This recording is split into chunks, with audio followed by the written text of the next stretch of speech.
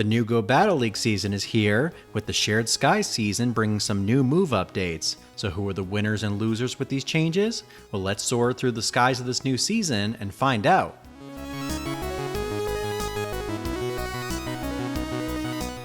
Welcome back, everyone. So the new season of Pokemon Go, Shared Skies, brings some new move updates as well as new move additions. As always, we'll be taking a look at all these moves and how the meta will change, so let's start things off with the move updates. Up first is probably one of the most requested changes for the past couple seasons, and that's a nerf to SCALD. Specifically, its debuff percentage has been lowered from 50% back down to its original 30%. While this is going to be a major blow to the water move, its damage is still staying the same. That means it'll still be a really strong move, so this is going to be good news for Poliwrath and Whiscash, aka the big users of SCALD. It just won't be flipping matches as often with frequent debuffs, so now they'll be a little less of a nuisance, and I say that even as a Poliwrath user myself. Now unfortunately, there are a few like Tentacruel who were caught in the crossfire with this nerf, but overall, this was a much needed change in my opinion. But moving on, we have another nerf move to talk about, and that's Spark. This move saw a rework a few seasons back, making Lantern less spammy with its lower energy gain, but providing 2 extra damage as compensation. Now, the move's going to be knocked down to 1 damage, putting it in line with Sucker Punch. This still makes Lantern a great PvP Pokemon, though not as oppressive as it was before.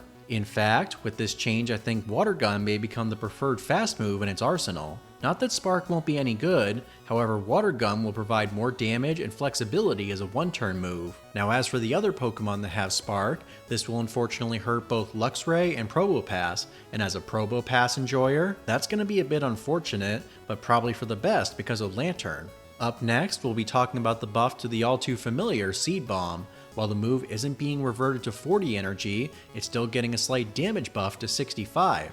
The biggest impact this change will have is giving Trevenant a bit more punch in the Great League, as well as a few others like Whimsicott and Cottony in the Little Cup. Now personally I would have pushed the damage to this move to 70 because I still think the move is a little undertuned and we still need more checks to water types. Though with that said, I'm still really happy with this change. Now the fourth move tweak that comes this season comes to a move that you may not have realized was in Go, and that's Swift. This move has always been embarrassingly bad with its high energy requirement and low damage output, but now it's being reworked into something that's far more respectable. At 40 energy and 55 power, the move is a clone of the elemental punches, or more specifically, Stomp.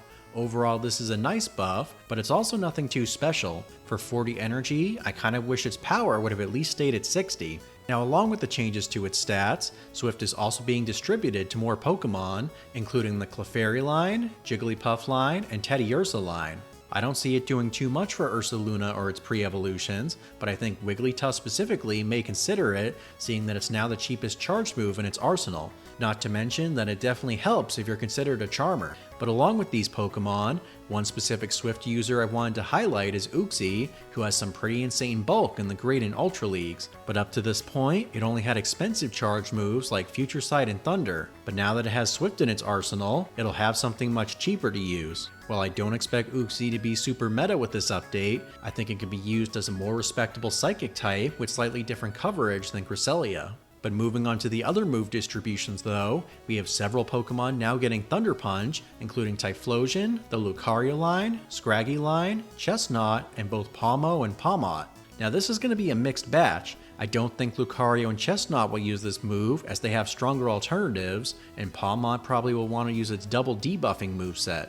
I think the two winners here, however, are Typhlosion and Scrafty. Typhlosion isn't going to become a full-blown meta Pokemon, but having an electric coverage move that it can get to and 2 Incinerates is still pretty exciting, though I know the sheer power and coverage of Solar Beam will still be really helpful against Mud Boys. And as for Scrafty, while Power Up Punch makes for a nice bait move to boost its counters, I think Thunder Punch will give Scrafty a nice tool to fend off water and flying types. There's even some scenarios where this move will allow Scrafty to beat a Azumarill in the Great League, and that's pretty huge. But next up, we have Powder Snow being given to Citadel and Cititan, and this is going to help both be usable in PvP, giving each a higher energy gain and more spamability with Body Slam and Avalanche. Though with that said, I don't think we'll see either make an impact in the open leagues, but I think Cititan will be big in Master Premier and some other limited formats as well.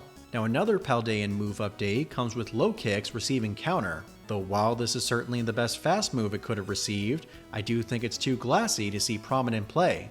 Still though, it could be a nice spice pick for the 2 lower leagues. But up next, we have some further distribution of the charged move Fly, specifically going to Fearow, Salamence, Swoobat, and Swanna. Now right off the bat, I don't think this move is going to be big for any of these Pokemon. Fearow, Swanna, and Swoobat are all pretty glassy, though I think this move will help the latter as a spice Pokemon.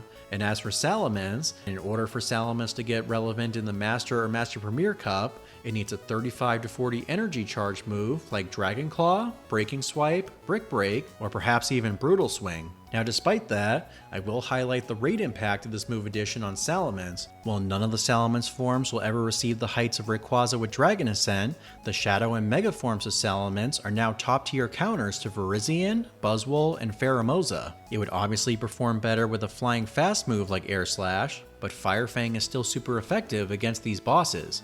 Not to mention, Fly is still a pretty strong attack, so Shadow and Mega Salamence are still going to be pretty high up on their counters list. Lastly, we have the recently released Naganadel getting access to Dragon Claw. Now we just did an analysis for the Poison Dragon Ultra Beast, But even with this cheaper move, Naganadel is just too frail for PvP. so with all these PvP updates together, what do we think the new season's meta will look like?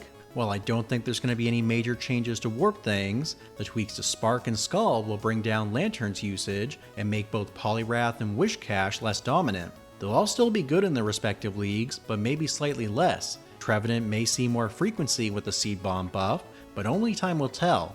And all this together means that Skarmory will still be a force to be reckoned with in PvP. There's that to worry about.